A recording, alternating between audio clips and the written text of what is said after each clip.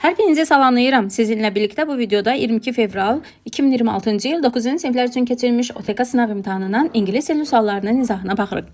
İzaha keçməzdən əvvəl sizinlə birlikdə 11-ci siniflər üçün etdiyimiz bir manifest etməyimizi xahiş edirəm. Gəlin birlikdə manifestləyək. Siz əgər 9-cu sinifsinizsə və kanalımıza abunə deyilsinizsə, mütləq bu videonu dayandırırsınız. Kanalımıza abunə olursunuz, videonu bəyənirsiniz və şərh bölməsinə özünüzə hədəf qoyduğunuz 9-cu sinif buraxılış imtahanı balını qeyd edirsiniz.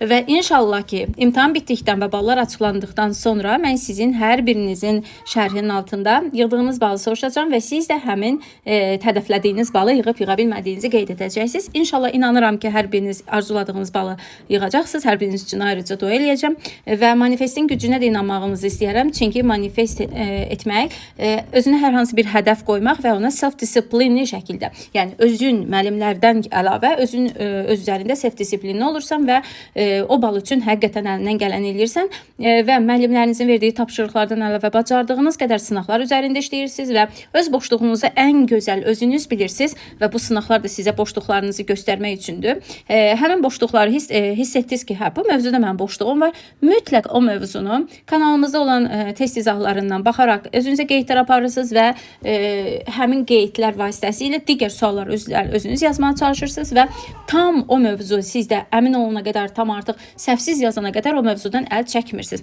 Və bununla da siz artıq hədəfinizə, inşallah ki, imtahandakı hədəfinizə çatmış olursunuz. Hər birinizə bol-bol uğurlar arzulayıram. Bu sınaqda yaxşı yazmasanız qətiyyən motivasiyadan düşmürsünüz. Səhv etmək imtahanda səhv etməmək deməkdir. Yəni burada etdiyiniz səhv artıq üzərində dayanırsınız, öyrənirsiniz və o səhv artıq imtahanda etmirsiniz və bir sual qazanmış olursunuz.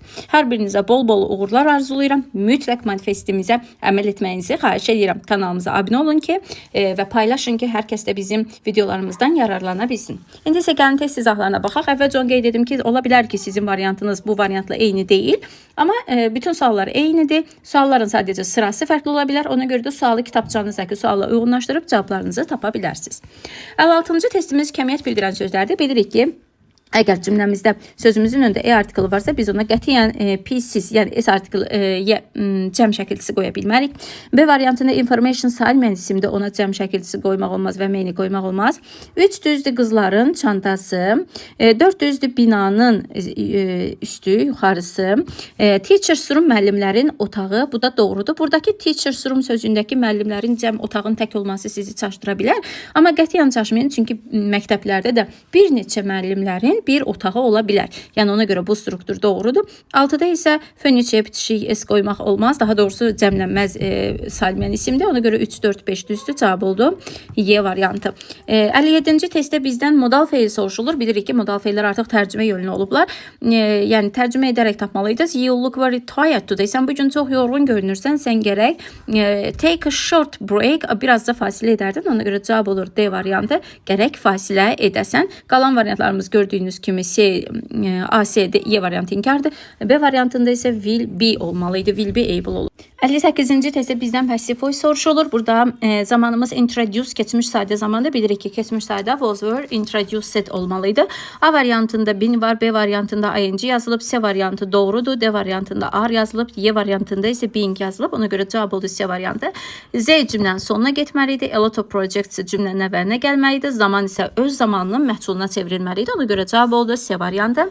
59-cu testdə bizdən altına xətt çəkilmiş sözün antonimi soruşur. Bilirik ki, bu söz humorous, gülməli idi. Biz isə serious, ciddi sözünü seçməli idi. Cavab olur Y.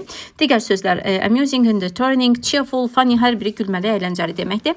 60-cı testdə bizdən sifət və zərf qaydası soruşulur. Bilirik ki, read, oxumaq feilindən sonra biz qoymalıydıq zərf. Ona görə sifət olan variantlarımızı çıxırıq. İkinci tərəfdə isə this hobby, bu hobby görünür. Görünür sözü hərəkət bildirən söz deyil. Ona görə özündən sonra sifət qoyulmalıydı. Zərf qoyulan variantları çıxırıq. Qaldıq B və Y variantları arasında.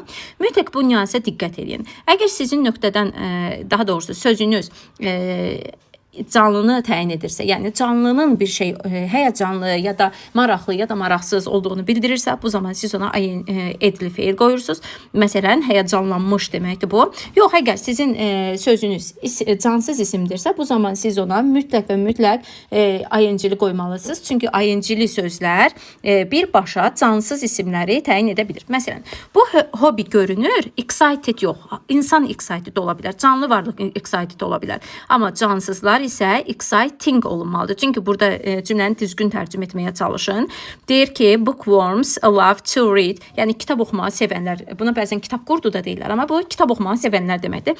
Kitab oxumağı sevənlər müntəzəm kitab oxuyurlar və bu hobby exciting görünür, həyəcanlı görünür. Yəni adamları demir, hobbini deyir. Ona görə siz burada mütləq və mütləq Y variantı qoymalıydınız. İndi isə gəlin baxaq 61-ci testin izahına. Əvvəlcə strukturda səhvlərə baxaq. Every of-la birləşməz. Cümlə sual cümləsi olduğu üçün somebody işlənməz. Bir düzdür, all of them, onlardan hansı? Anybody kim öz tapşırığını, daha doğrusu kim söz tapşırığını bitiribmi? 2, 3 doğrudur. Və everyone hər kəs, çünki everyone həm nəqli, həm də sual, həm də inkar cümlələrdə işlənə bilər. Ona görə cavab oldu 1, 3, 4, B variantı. 62-ci testdə bizdən mübtəda xəbər uzlaşması soruşulur. Hər kəs sevir, like to be respected, hörmətli olmağı sevir. Burada everyone törəmə olduğu üçün mütləq like yox, likes olmalıydı. Ona görə bir yanlışdır. Learning new skills helps us grow. Yeni bacarıqlar öyrənmək bizə kömək eləyir böyüməkdə. Bu cümlədə mübtəda öyrənmək sözüdür. Cümlənin mübtədası ing-li feildirsə, mütləq xəbərdə təkdə qoyulmalıydı. Feilin sonunda case də bilirik ki, təklik bildirir ki, doğrudur. New sayılmayan isim olduğu üçün are yox, is olmalıydı. Waiting, əvvəlki 2-dəki qayda kimi cümlənin mübtədası ing-li feildir deyə xəbərdə tək olmalıydı. Ona görə 2, 4 doğrudur. Cavab oldu Y variantı. Bir daha qeyd edirəm. Cümlənin mübtədası ing-li ya da to-lu feil olsa xəbər mütləq təkdə qoyulur. 63-cü testə baxırıq. Burada made feili var. Bu kompleks obyekt dərsidir. Made feilindən sonra gələn feilin nə to-su, nə esi heç bir şey ola bilməz. Ona görə cavab oldu B variantı. Buradakı qətiyyən made sözünün zamanı sizi çaşdırmasın. Bəzən uşaqlar çaşıb burada came variantı götürə bilər. Amma diqqət eləyin. Burada deyir ki, trainer hər kəsi məcbur elədi ki, vaxtında gəlsin. Yəni vaxtında gəlməyini, buradakı came cümlənin xəbəri deyil. Xəbər made. Ona görə də ikinci feili ya to-lu ya da eləcə seçməliydik. 64-cü testə baxırıq. Nöqtədən sonra gələn isim artikel qoyma qaydasıdır. Artikel qaydası mütləq nəzərə alın. Nöqtədən sonra sayılan tək isim varsa onu artikel qoymaq olmaz. Old book sayılan tək isimdə artikelsiz olmaz deyə A-nı və Y-ni çıxırıq. İkinci tərəfdə notes var, qeydlər. Cəmdir deyə B variantındakı E-ni və D variantındakı E-ni çıxırıq. Cavab oldu C variantı. 65-ci testə baxırıq. Deyir ki, slogan, sənin layihənin sloganı gərək elə olsun ki, hər kəs onu xatırlasın. Gərək slogan olsun catchy, yadda qalan olsun ki, hər kəs onu xatırlasın. Ona görə cavab olur B variantı, yadda qalan. Digərləri məna uyğun gəlmir. Məsələn, crucial qoysaq olur ki, sən sloganın gərək vacib olsun. Ki hər kəs onu xatırlasın. Bu cümlədə hər kəs onu xatırlasın deməsi yadda qalan olmasını tələb edir. Ona görə cavab olur B. 66-cı testdə zaman dərsidir. If-dən sonra indiki sayda və keçmiş sayda qoymaq olar. Ona görə C və Y variantları çıxır. Buradakı tomorrow sizi qətiyyən çaşdırmasın. Tomorrow olsa belə siz o cümlənin özünə gələcək qoya bilməzsiniz. Yalnız qarşı tərəfə qoya bilərsiniz gələcək zamanı. Ona görə də biz qarşı tərəfə gələcək qoyuruq. Cavab olur A. B variantında if-dən sonra keçmiş sayda olur, amma tomorrow gələcəkdir deyə ikinci tərəfdən artıq uzlaşma gətirə bilmərik. D variantında isə if-dən sonra rain yox, rains olmalıydı və həm də zaman uzlaşması burada pozulub. Ona görə cavab olur A variantı. İndi isə baxırıq 67-ci testin izahına. Burada bizdən definition soruşulur. Chat, ünsiyyət qurmaq, kimləsə söhbət etmək. Ona görə cavab olur 1-ə A. Courage cəsarət deməkdir. Ability to face danger, difficulty bravely. Çətinliklə üzləşmək, cəsarət. Bu oldu B. True isə gerçəkdir. Fakt, gerçək bir şeyin faktı, yanlış olmayan. Bu da oldu C. Demək ki, oldu A, B, C. Baxaq variantımızda harda A, B, C var. Cavab olur C variantı. 68-ci testdə bizdən sinonim soruşur. Different və yarıya sinonimdir. 1 doğrudur. Nervous, angry 2 də sinonimdir. Doğrudur. Frightened qorxmuş, polite nəzakətli. Relaxed sakit, scared qorxmuş. Essential və necessary isə doğrudur. Cavab oldu 1, 2, 5. Bir daha deyirəm. Sinonim soruşur. Essential, necessary, nervous, angry və different VRS sözləri hər biri bir-birinə sinonimdir. İndi isə gəlin short tekstlərimizə baxırıq. Mütləq bunların hər birini oxumalısınız ki, variantların niyə səhv olduğunu biləsiniz. Burada deyir ki, we are pleased to invite students. Biz şad olaraq ki, şagirdləri, tələbələri, daha doğrusu müəllimləri və ailələri dəvət edək Bright Minds Learning Center-in açılış mərasiminə, rəsmi açılışına. Bu bazar günü noyabrın 10-u olacaq və bu müasir təhsil klubu təklif edir yüksək səviyyədə kurs, təhsil, daha doğrusu elm, dil və rəqəmsal biliklərdə. Qonaqlar deyir, center mərkəzin texnikalı, yüksək texnikalı sinif otaqlarını səyahət, yəni gəzə bilərlər. Professional instructorlarla, mütəxəssislərlə görüşə bilərlər və həyəcanlı akademik proqramını öyrənə bilərlər. Ərzaq və yemək də servis olunacaq. Daha doğrusu içki və yemək də servis olunacaq və registrasiya discounter will be available during the event. Bu event müddətində, bu hadisə, yəni bu tədbir müddətində registrasiyada mümkün ola biləcək. A variantında deyir ki, no discount. Burada deyir, heç bir qeydiyyat tələb olunmur. Amma burada demiş ki, available olacaq. Visitor will not be deyir, amma burada otaqları görə bilərdilər. Center yalnız dillə təmin edir. Xeyr, həm də digital rəqəmsal savad da verirdi, həm də science elmləri də verirdi. Onlardan da dərs verilirdi. D variantında bu noyabrın 10-u olacaq. Bəli, noyabrın 10-u demişdi. Açılış, rəsmi açılış onda olacaq. D variantı doğrudur. E variantında isə deyir ki, müasir klub təmin edir elementary courses, xeyr, advanced courses demişdi. Elementary adi, ibtidaidən başlayan səviyyə deməkdir, amma bizə tam olaraq advanced səviyyə verilir. Ona görə bu da yanlışdır. Cavab oldu D variantı. Hər bir nöqtəni tərcümə edin ki, nəyin niyə səhv olduğunu tapa biləsiniz.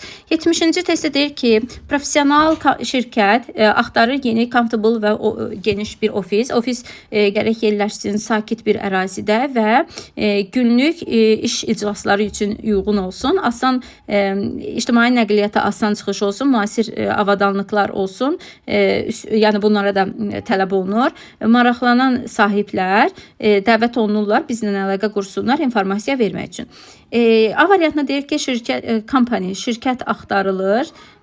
Company is looking for. Burada şirkət axtarır balaca bir otaq, amma burada wide demişdi, bu səhvdir. B variantda deyir ki, office must be suitable.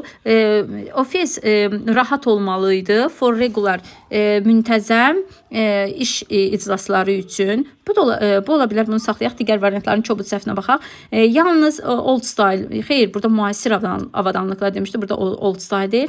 Şirkət maraqlanmır ownerləri, yəni istəmir ki, ownerlər onlarla görüşsün, bu yanlışdır. İctimai nəqliyyat çatmaq important deyil, amma important deyil, cavab olur B variantı, tamamilə B doğrudur. Çünki burada daily regular, yəni müntəzəm olan iclaslarda görüş üçün münasib olsun demişdi.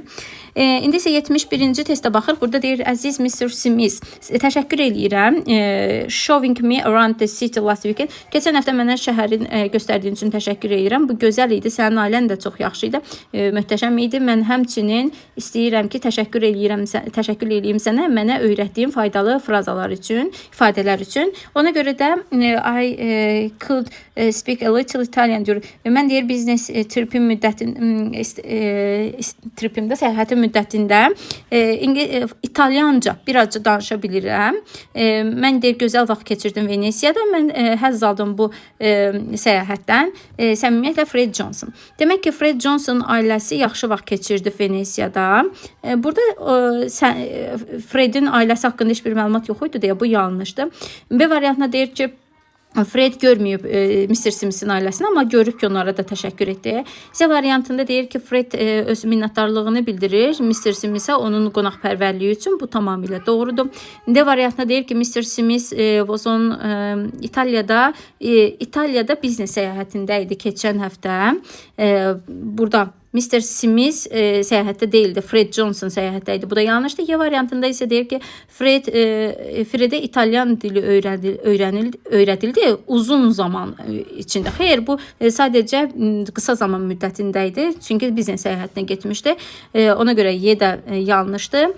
Cavab olur C variantı. Çünki Fred öz təşəkkürünü bildirirdi Mr. Smith'ə, onun qonaqpərvərliyi üçün. Mətnimiz ispanaq bitkisi haqqındadır. Yazılıb ki, inanc var ki, ispanaq dəmirlə doldurur və insanları güclü eləyir. Bu deyir yanlış bir məşhur bir elmi səhvdən irəli gəlir. 1870-ci ildə Alman alimi Erich von Wolf müxtəlif tərəvəzlərin qidasını, tərkibini araşdırırdı və o deyir yazdı ki, ispanağın tərkibində dəmir 100 qramda 35 milliqramdır. Bu informasiya hər yerdə çap olundu və hər yerdə yayıldı və nəticədə insanlar inanmağa başladılar ki, ispanaq super qidadır və çox güclüdür.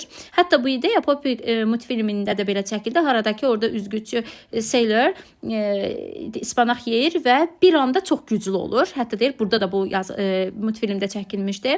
İllər sonra, many years later, çox illər sonra 1937-ci ildə başqa bir alimlər Erich von Wolf'un orijinal işini yenidən araşdırdılar və onlar orada bir səhv tapdılar. Orada onluq nöqtə səhv yerə qoyulmuşdu. Bu səhvə görə, because of this error, bu səhvə görə miqdar deyir həddindən artıq görünmüşdü. Yəni 10 dəfə artıq görünmüşdü. Gerçək miqdar o idi ki, ispanağın tərkibində 100 milliqramda 3,5 milliqram var, amma burada səhvən 35 yazılıb. Ona görə də bütün insanlar bu yanlış məlumata inanıblar və deyir ki, bu sadə writing səhvi, bu sadə yazı səhvi böyük bir mif yaratdı, hansı ki 70 ildən çox davam etdi. Hətta indi də ispanağın çox healthy food olduğuna inananlar var. A variantda deyir ki, elmi araşdırma dərhal tapıldı. Xeyr, dərhal yox, illərdən sonra tapıldı. B variantda deyir ki, ispanaq yalnız öz dadına görə məşhur oldu. Xeyr, o bu yanlış məlumata görə məşhurlaşdı. C variantda deyir ki, yanlış dəmir miqdarı elmi bir səhvlə nəticələndi. Bəli, bu doğrudur. D variantda deyir ki, Poppy multfilmi çəkilməzdən əvvəl araşdırıldı. Xeyr, sonra. Çünki Poppy artıq multfilmdə çəkilmişdi həmin bu ispanağın güclü olmağı. Y variantında isə deyir ki, Wolf işlədi tərəvəzlər üzərində 20-ci əsrdə. Baxın, Wolf'un tərəvəzlər üzərində işləməsi 1870-ci illərdir və bu 19-cu əsr idi, 20-ci əsr deyil. Ona görə də bu yanlışdır. Cavab oldu C variantı. 73-cü testdə bizdən soruşulur ki, Erich Wolf'un həyatından danışır. Xeyr, B variantında deyir ki, ispanaq niyə unhealthydir? Bu haqda heç bir məlumat vermir. Unhealthy olduğu haqqında heç nə deyilmir. Müxtəlif tərəvəzlər və onların tərkibi qidası, xeyr, bu yanlışdır. Poppy multfilmindən bir epizod, bu da yanlışdır. Böyük ispanaq haqqında böyük bir mif, yəni yanlış bir məlumat, inanc. 73-cü variant oldu. 74-də soruşur ki, the false information, ispanaq haqqındakı səhv informasiya yayıldı. Çünki it is səhv informasiyalıdır. Çünki o diqqətlə yoxlanılmışdı. Bu deyil. It was checked by alimlər tərəfindən yoxlanılmışdı. Bu da deyil. Sonra kept secret, sir saxlanılırdı. Bu da deyil. Publishing without fact checking deyir ki, çap olundu yoxlanılmadan, fact checking olunmadan. Ona görə D variantı doğrudur. Y variantında isə deyir ki, dərhal yoxlanıldı. Bu da yanlışdır. Bəli, ispanaq haqqındakı səhv məlumat ona görə yayıldı ki, o yoxlanılmadan çap olunmuşdu. Yəni həmin o yazı yoxlanılmamışdı. 75-ci testə baxırıq. Burada bizdən düzgün cavab soruşulur. What was the main mistake? Onun əsas səhvi nə idi? O qarışdırdı alimlərin adını. Xeyr. O yanlış tərəvəz araşdırırdı. Xeyr. O incorrect alətdən, yəni düzgün olmayan tools alətlərdən istifadə etdi. Bunu saxlayaq, digər variantlara da baxaq.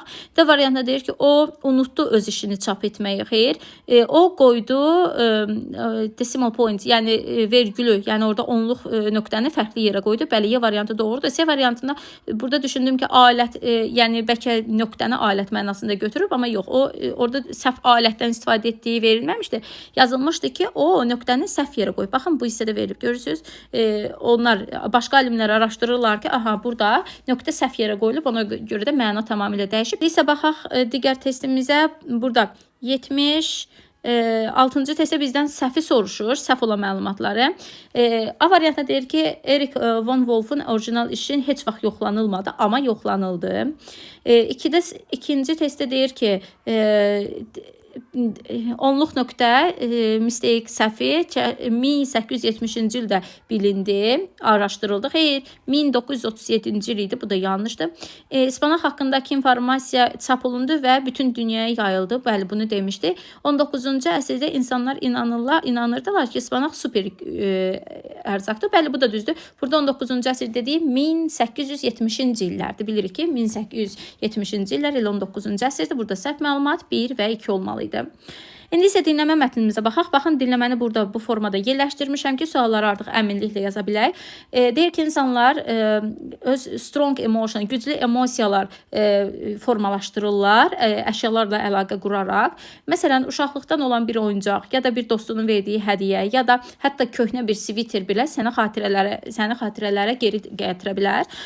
Bu əşyalar təmin edir səni rahatlıqla və sənə bizə xoşbəxt vaxtlar xatırlada bilər. Bu yolla da əşyalar bizdə pozitiv rol oynaya bilər həyatımızda, emosional sağlamlığımızda. Lakin bunlara, belə əşyalara çox bağlı olmaq da bəzən problemlərə səbəb olur. Bəzi insanlar o qədər şeylər yığırlar ki və hansını tapıb atmalıdırlar, onu da tapa bilmirlər. Və bu çox messy living space aparır. Yəni qarışıq bir yerdə yaşamağa aparır və bu stres yaradır. In extreme cases, bu ekstremal hallarda it may become bu deyir storing adlanır. Bu vəziyyət storing adlanır. Yəni zibil yığmanbar kimi bir şey, yəni mənasını verir. Digər tərəfdən əşyalara bu qədər also affect, deyir ki, object can also affect our mood. Əşyalar həmçinin bizim əhvalımıza da təsir edə bilər. Yəni enerjimizi saxlamağa və əhvalımıza. Parlaq əşyalar və təmiz yerdə insanlara rahat və fokuslanmış olmağa kömək edə bilər. Eyni zamanda qırılmış və faydası olmayan əşyalar bizə negativ bir enerji və qəmginlik gətirə bilər. İndi gəlin baxaq mətnimizə. Burada deyir ki, əşyaların negativ təsiri ola bilər. Nə zaman ki, onlar bir qırıq olanda və onlar rəngli və parlaq olanda deyildi. Aren't used, istifadə olunmayanda bu ola bilər. Bring back sweet memories, sizi xoş xatirələrə aparanda. Xeyr, bu da deyil, cavab olur 1-3C variantı. 78-ci testdə deyir ki, which of following is mentioned as a reason why people keep old items. Aşağılardan hansı deyir xatırladılmışdı? İnsanlar köhnə əşyaları saxlama səbəbləri kimi. İnsanlar düşünürlər ki, bu onun fizikal hissına. Xeyr, burada fizikal yox, emotional hiss yazılmışdı. İnsanlar saxlayırlar onu ki, başqalarına versinlər. Bu da deyil. İnsanlar öz dostları ilə onları dəyişirlər. Bu da deyil. İnsanlar düşünürlər ki, onlar onu köhnə xatirələrə aparır. Bəli, bu deyilmişdi. Baxın, bu hissədə də yazılmışdı ki, düşünürlər ki, onlar onu can bring memories back. Selling later, sonra satarlar. Bu da mənaca uyğun deyildi. 79-cu testdə mətin nə haqqındadır? A variantda deyir ki, insanlar necə bahalı əşyaları yığırlar? Bu deyil. Niyə qırılmış əşyaları atırlar? Bu da deyil. İnsanların həyatında əşyaların rolu. Bu hardasa ola bilər, gəlin bunu saxlayaq. D variantında isə köhnə əşyalarla otağı necə bəzəmək olar? Bu da deyil. Y variantında isə insanlar yeni paltarları niyə alırlar? Deyil. Elə C variantı ən məntiqlisi idi. 80-ci testə baxırıq, true və false soruşur bizdən. A variantında deyir ki, bəzi insanlar o qədər şey yığırlar ki və find it hard to, çətin olur hansını atmağı, tapsınlar ki, hansı atılasıdır. Bir true idi. 2-də deyir ki, emosional əlaqə, əşyalarla emosional əlaqə mane olur sənə rahat hiss etməyə. Xeyr, bu elə bir şey deməmişdi. Əksinə dedi ki, rahat ola bilərsən. Parlaq və rəngli parlaq şeylər və təmiz yer insanları sakit və fokuslanmış hiss etdirir. Bəli, bu true-ydu. Ona görə bunu 3-ə seçək. Qırılmış və faydasız şeylər sənə pozitiv enerji verir. Xeyr, bu yanlışdır. Ona görə cavab oldu true 1-3, false isə 2-4 oldu. Esse mətnimizdə 35 sözlük bilirsiniz. Esse yazmalısınız. Burada yəqin ki, gördüyümüz kimi yeni ildə görüşərik deyə, yəqin ki, dostlar da qərara gəliblər ki, birlikdə yeni il partisi keçirsinlər, əylənsinlər və bu haqda bir esse yaza bilərdiniz. İnşallah ki, essenizi də gözəl yazmısınız və sizə layiq olan balı verələr. Problemləriniz artıq bu sınaq vasitəsilə gördünüz. Harada səhviniz varsa o qaydalar üzərində dayanırsınız. Kanalımıza abunə olmağı, paylaşmağı, bəyənməyi unutmayın ki, növbəti videolarda həvəslə sizin üçün sevə-sevə çəkək.